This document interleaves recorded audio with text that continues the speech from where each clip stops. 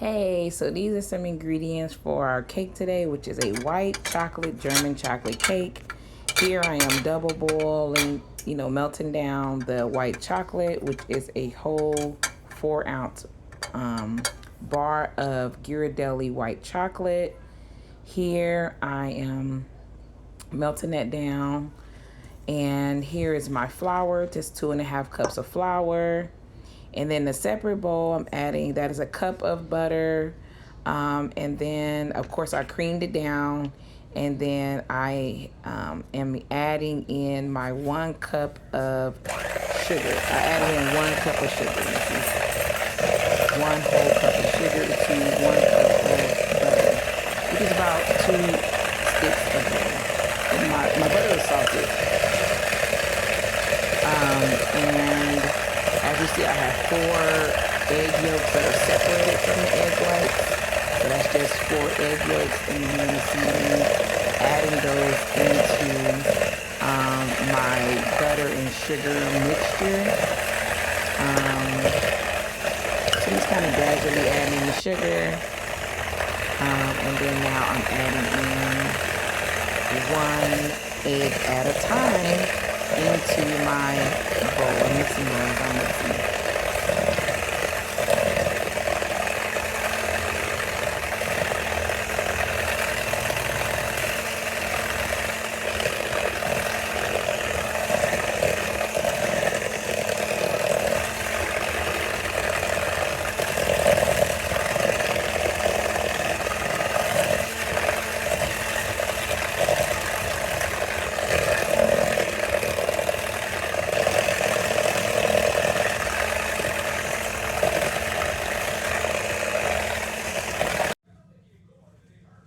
So I have completed putting those eggs in. I just cut the video so it won't be so long. And I'm adding in 1 teaspoon of vanilla paste. And next I'm adding in 1 teaspoon of cream bouquet flavoring as well. And now I am adding in the 4 ounces of melted white chocolate into the batter.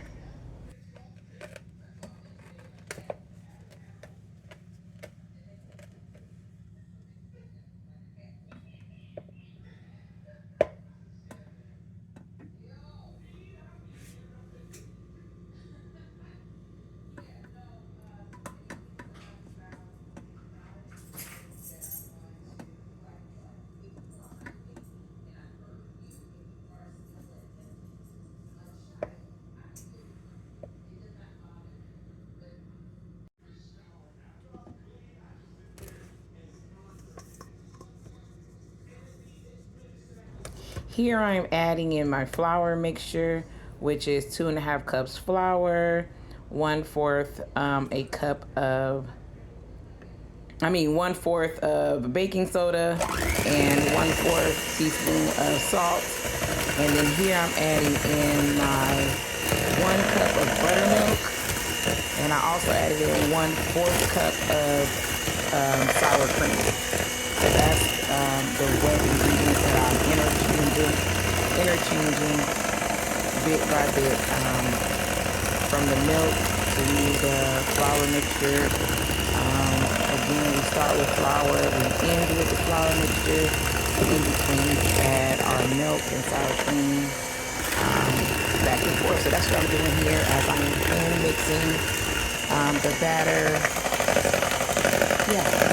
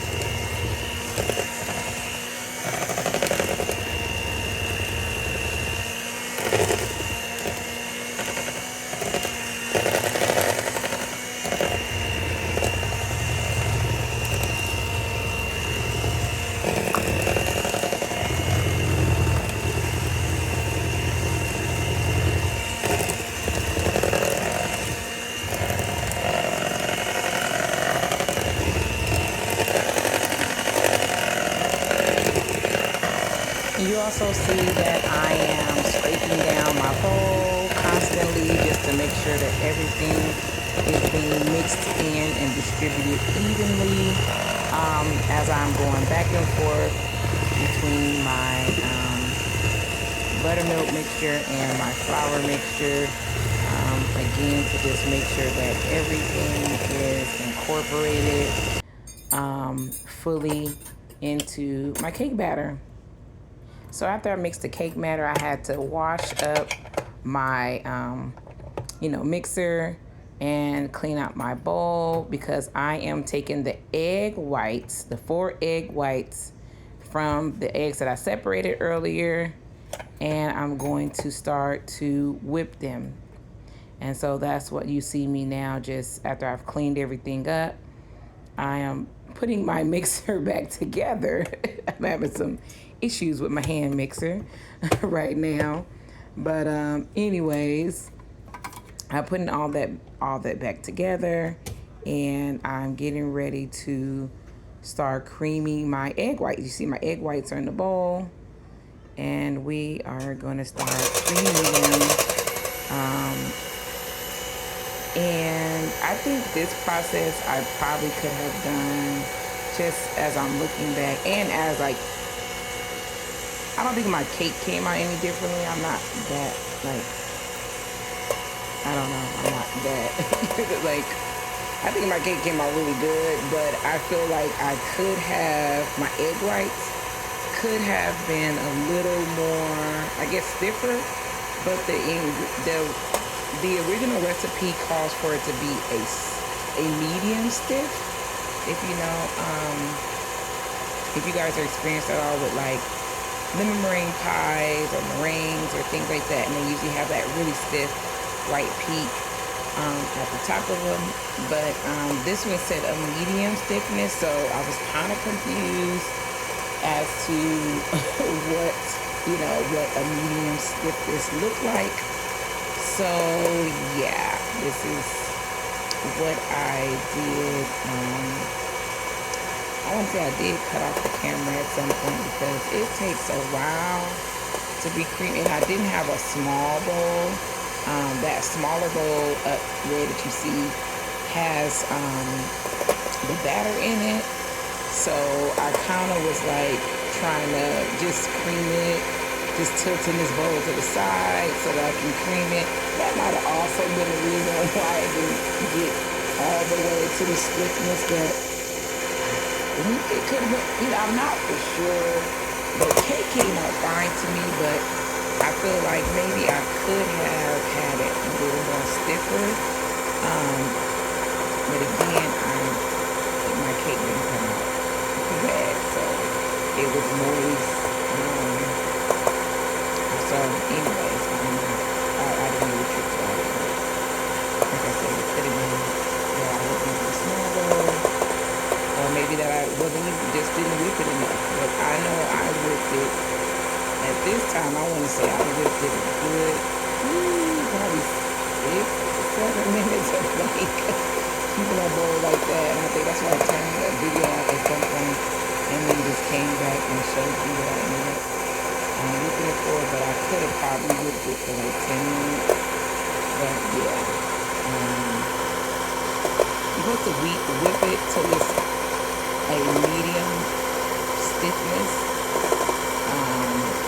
The egg whites, just for point of reference, if I didn't do it correctly, that the directions did offer medium stiffness.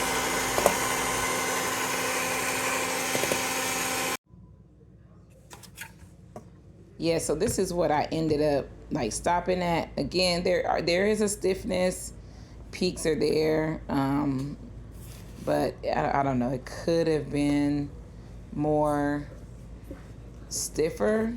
I did notice that once I was like, I put it in a bowl, I'm like, oh, this kind of got a little loose just sitting there the little few seconds for me to switch things over. And you're supposed to fold it in. So again, like I said, it could have been a little stiffer, a little thicker, but my cake came out really good, so I'm not tripping too much. about it. Again, so now we're just folding in the egg whites into the batter, folding them in, slowly and smoothly.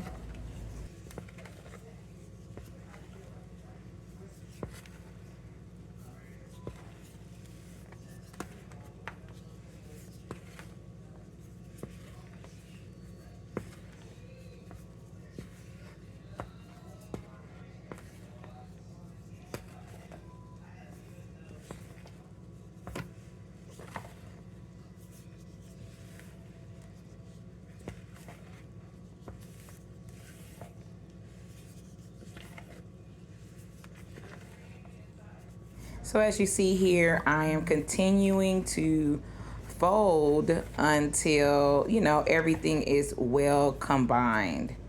So I'm continuing to fold it in until everything is well combined, and also remembering to scrape down your sides. Yeah. So now I put down some parchment paper. So as I'm showing you here, I put down a piece of parchment paper so that it'll make it easier for my cake to release out of the pan when I have finished baking them. So now I'm gonna put, this is a 3-layer cake. I'm sorry, I know I didn't mention that earlier. This is a 3-layer cake.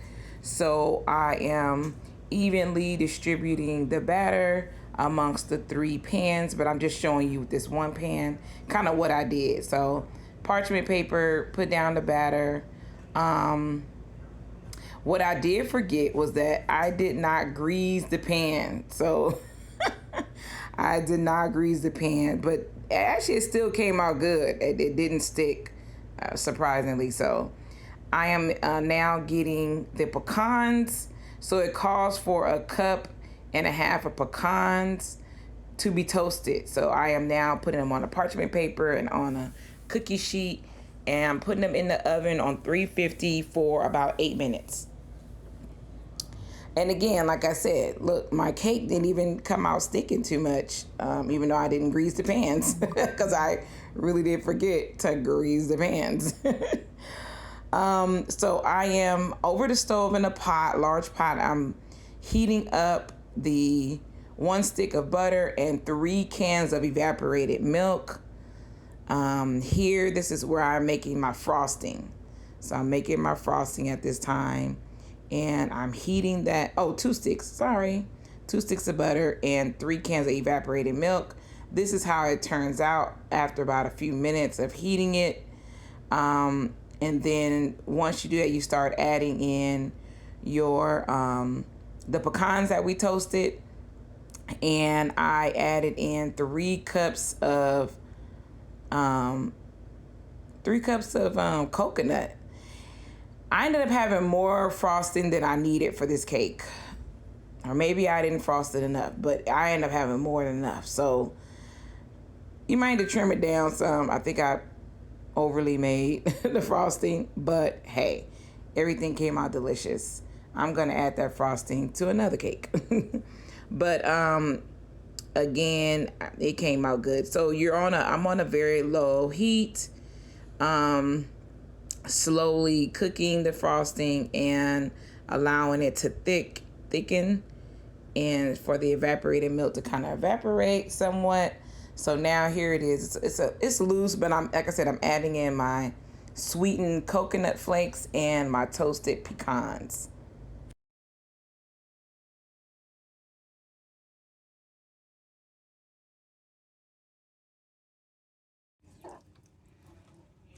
So here it is. It has thickened.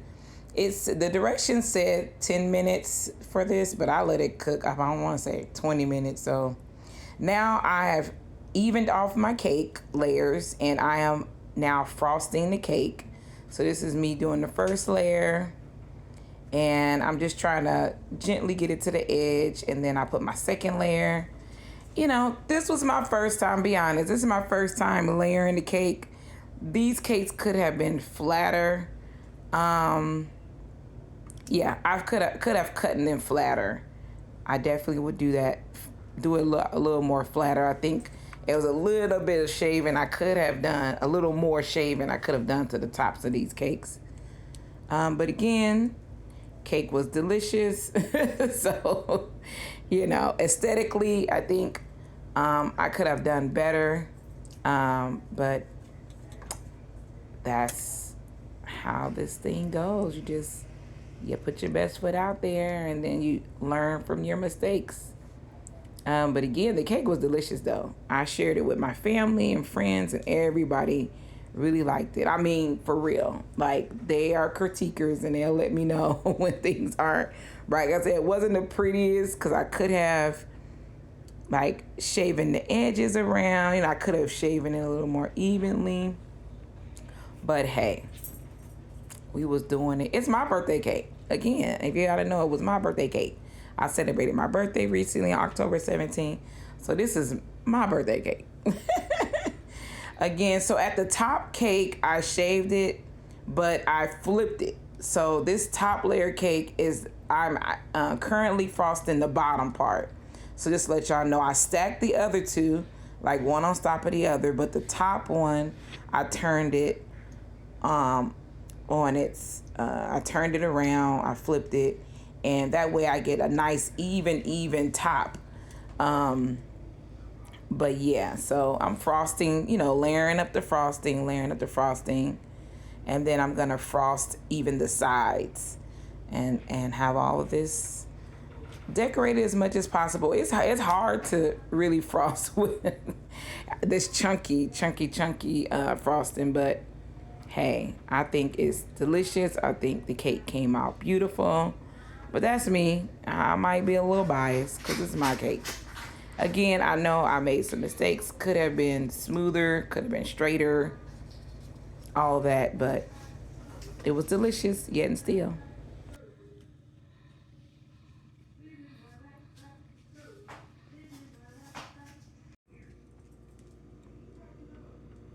This is the finished cake,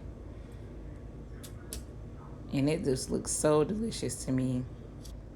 And then this is the cut in. I cut into it. Oh my god! And I'm telling you, after I let it sit, and then I cut into it. I'm telling you, it's so moist. It was so delicious. Everybody enjoyed it so much.